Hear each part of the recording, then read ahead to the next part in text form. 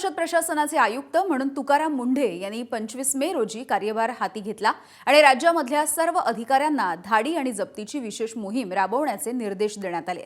अवघ्या 3च दिवसांमध्ये तुकाराम मुंढे यांच्या आदेशानुसार अन्न सुरक्षा अधिकाऱ्यांनी राज्यामधल्या वेगवेगळ्या भागांमध्ये मोठ्या प्रमाणावरती छापे टाकले। प्रतिबंधित असणारा गुटखा, सुगंधित तंबाखू, भेसळयुक्त दूध, नियमबाह्य पद्धतीचे खाद्यपदार्थ, असुरक्षित उत्पादनाची प्रक्रिया आणि दिशाभूल करणारे पॅकिंग या सगळ्याच्या विरोधात कठोर कारवाई सध्या झालेली आहे। 3 दिवसांमध्ये 53 ठिकाणी धाडी टाकण्यात आल्या, 34 ठिकाणी कारवाई झाली, तर एकूणच 33 जणांना अटकही करण्यात आली आहे। 5 वाहनं जप्त करण्यात आली आणि 27 आस्थापनं ही सील देखील करण्यात आलेली आहेत।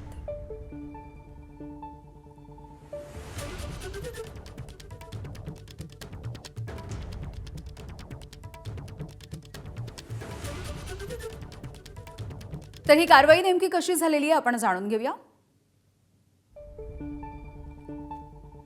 जळगावमधली कारवाई आपण बघतोय। धरणगावामधल्या भवरखेड या ठिकाणी ही कारवाई झाली। 17,500 रुपयांचे 266 लिटर दूध यासह 7 लिटर पाम तेल नष्ट करण्यात आलं। 2000 लिटरपेक्षा अधिकचं भेसळयुक्त दूध देखील नष्ट करण्यात आलं।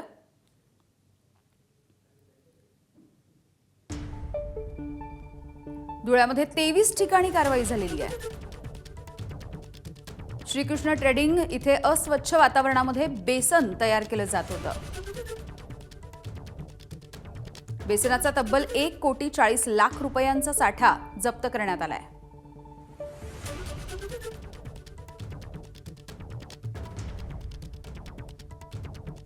ठाण्यामध्ये देखील अन्न आणि औषध प्रशासनानं मोठी कारवाई केली आहे। तब्बल 7,30,000 रुपयांपेक्षा अधिकचा साठा ठाण्यामधून जप्त करण्यात आला। 1,49,724 रुपयांचं भेसळयुक्त खाद्यतेल या ठिकाणी होतं। या साठ्यावरती देखील कारवाई करण्यात आली। 93,830 रुपयाचं भेसळयुक्त फरसाण या ठिकाणी सापडलेलं आहे। 2,06,800 रुपयांचं भेसळयुक्त तूप सापडलंय।